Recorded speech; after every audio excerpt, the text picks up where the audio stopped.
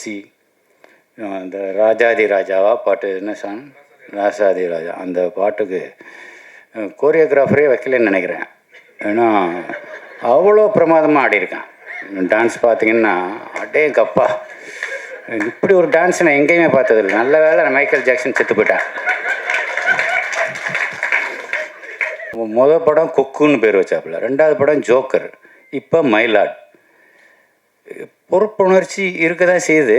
அதே சமயம் இவ்வளோ நக்கலாக வந்து டைட்டில் வைக்கிறதுன்றது அது ராஜ்முருகனால் மட்டும்தான் முடியும்.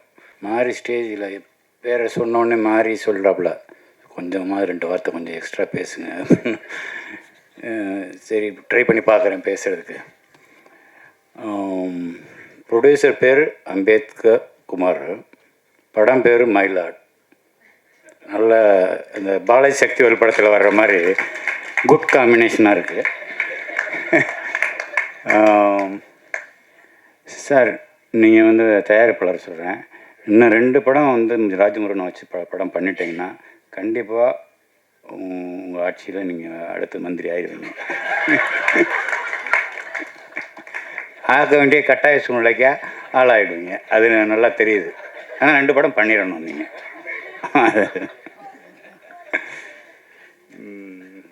அப்புறம் சாண்டோன்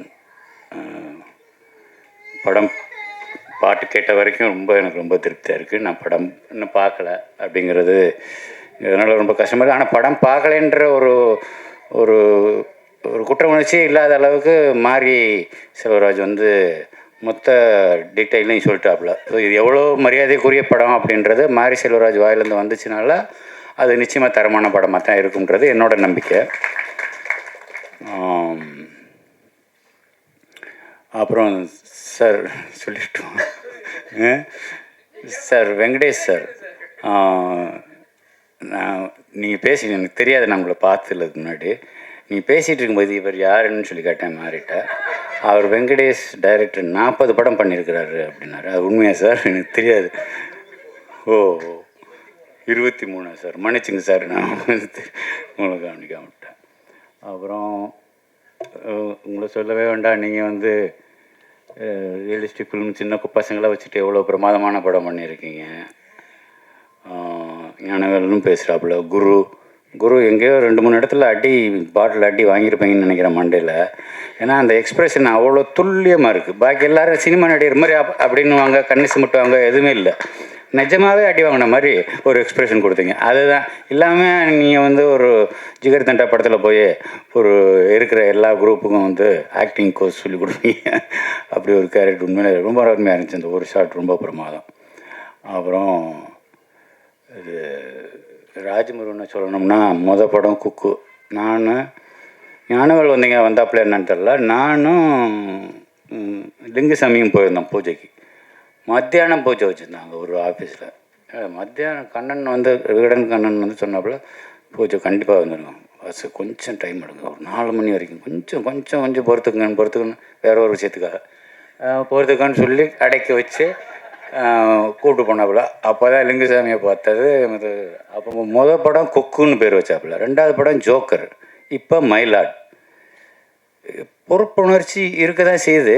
அதே சமயம் இவ்வளோ நக்கலாக வந்து டைட்டில் வைக்கிறதுன்றது அது ராஜ்முருகனால் மட்டும்தான் முடியும்.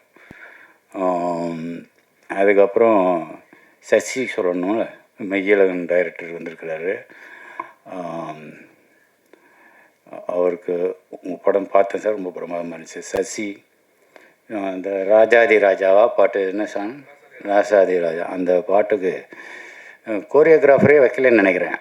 ஏன்னா அவ்வளோ பிரமாதமாக ஆடியிருக்கேன். டான்ஸ் பார்த்தீங்கன்னா அடே கப்பா, இப்படி ஒரு டான்ஸ் நான் எங்கேயுமே பார்த்ததில்லை. நல்ல வேளை நான் மைக்கேல் ஜாக்சன் செத்து போயிட்டேன். ஒருவேளை இந்த கேரக்டர் வந்து இப்படி தான் ஆடணும்னா குணா ஃபிக்ஸ் பண்ணி ஹோம் ஒர்க்கெல்லாம் பண்ணி ஆடிப்பான்னு நினைக்கிறேன். அதுதான் எனக்கு ஒரு சந்தேகமாக இருக்குது. ஒரு சிலரை வந்து நமக்கு பிடிச்சி போச்சு. இப்போ மணி சார் எடுத்துங்களேன், மணி சார் படம் எல்லா படத்தையும் பார்த்தா அது நல்லா இருக்கோ நல்லா இல்லையோ, அவரை பிடிச்சிருக்கிறதுனால அந்த படம் நல்லா எது பண்ணியிருந்தாலும் அது நல்லா இருக்கிற மாதிரி தான் நமக்கு பிடிச்சவங்களுக்கு நமக்கு அப்படி தோணும். அப்படி தான் சசி என்ன படம் பண்ணாலும் அவர் தம்பி ஒரு சிஷியன்ற முறையில் அவன் என்ன பண்ணாலும் எனக்கு பிடிக்குது. அதுதான் அவன் மேலே நான் வச்சுருக்கிற பாசம், அவன் என் மேலே வச்சுருக்கிற பாசம். அந்த பாசம் உண்மையானதுனால தான் இந்த நக்கல் நியாண்டியெல்லாம் இல்லைன்னா வேறு ஆளாக அந்த மேலே பாலிஸ்டாக சொல்லிட்டு போயிடலாம். நல்லா பண்ணியிருக்கீங்க சார், சசி சார், சூப்பர் சார்னு சொல்லிட்டு போயிடலாம். அந்த பொண்ணு இது சுசீலான்னு வருது அந்த கார்டில், சுசீலானே சொல்லிடுறேன். அந்த பொண்ணு அடுத்த சினிமா நீங்கள் வேறு யாராவது மற்ற ஹீரோக்குள்ளே நடிக்கிற ஹீரோ, உண்மையாக நடிக்க தெரிஞ்ச ஹீரோக்கள் கூட நடிக்க வேண்டிய ஒரு வாய்ப்பு வந்ததுன்னா அந்த ஹீரோக்கள் இதன் மூலமாக நான் ஒன்று தெரிவிச்சுக்கிறேன். அந்த ஹீரோக்கள் இந்த பொண்ணுக்கிட்ட ஜாக்கிரதையாக இருக்கணும் வேண்டியிருக்கு. ஏன்னா அவ்வளோ பிரமாதமான ஆர்டிஸ்ட்.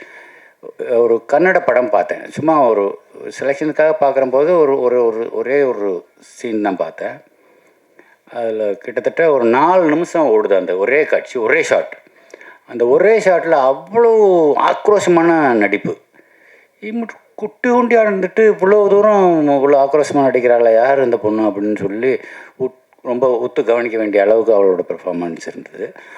மிகப்பெரிய வாழ்த்துக்கள்மா, நீ ரொம்ப நல்லா வரணுன்றது என்னோடய வேண்டுதலாகவும் இருக்குது. விழாவின் நாயகன் சாம்க்கு என்னோடய வாழ்த்துக்கள். படத்தை பார்க்க பாரதி வந்திருக்கிறாப்புல, பாரதி சொல்ல வேணாம். அவங்க 2 பேருக்கும் அவருக்கு ராஜமுருகனுக்குன்னா ஸ்பெஷலாக வார்த்தையில் ஒதுக்கி வச்சுருப்பாப்புல. ராஜமுருகன் படம் வரும்போது இந்த வார்த்தையில் போட்டுக்கலாம் அப்படின்னு சொல்லி அதில் அவங்களுக்குள்ள ஒரு அண்டர்ஸ்டாண்டிங் இருக்குது. நம்மலாம் கேட்டோம்னாக்கா ஒரு 4 நாள் கழித்து ஏதோ ஒன்று அனுப்புவாப்புல, அப்புறம் கொஞ்சம் வற்புறுத்தினதுக்கப்புறம் நல்ல வரிகள் வந்து சேரும். ராஜமுருகனுக்கு ஆட்டோமேட்டிக்காக கொடுத்துருவார், அதில் ஒன்றும் சந்தேகம் இல்லை.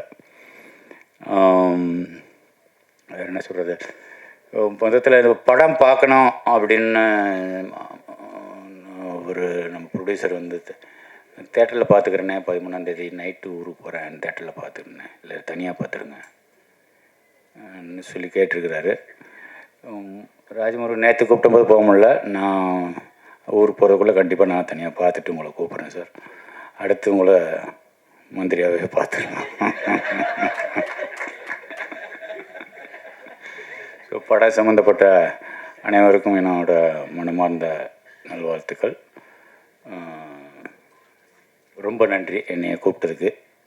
ரொம்ப நாளுக்கு அப்புறம் ஒரு ஃபங்க்ஷனுக்கு வந்துட்டு கொஞ்சம் மன நிறைவோட, கொஞ்சம் பாரங்கள் குறைஞ்சி, கொஞ்சம் லேசான மனசோட போகிறது.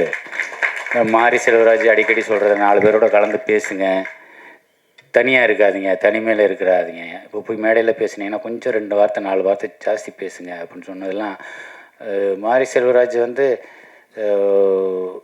இப்போ என்னோடய வழிநடத்தி மாதிரி தான் ஒரு நட்பு எங்கள் 2 பேருக்குள்ளே போய்கிட்டு இருக்குது. அது தொடரும்ன்ற ஒரு நம்பிக்கை இருக்குது. ஸோ அனைவருக்கும் என்னுடைய நல்வாழ்த்துக்கள். ராஜமுருகன், அடுத்து நீங்கள் வந்து எடுத்துக்கிட்டே இருங்க. உங்களை ரசிக்கிறதுக்கு ஒரு கூட்டம் இருக்குது.